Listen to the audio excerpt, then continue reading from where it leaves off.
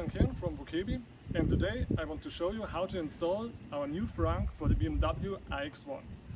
Weather is bad, but no worries, we will be quick. So let's get going. So as everybody of you know how to open the front hood, we start with an open hood. First of all, we take out the cover. It's attached with four rubber domes, two in the front, one here, one back there. Just lift it up and take it away.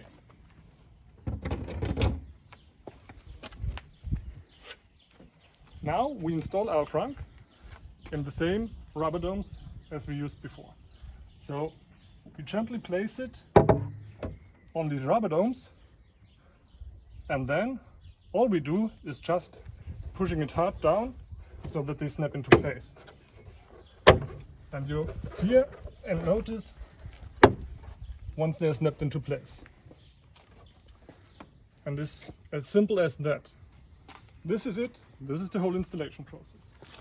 And now you have a frunk in your BMW iX1 that generously fits a charging cable or other stuff that you don't need that regularly and can place in front under the hood. So that's it. As promised, we were quick.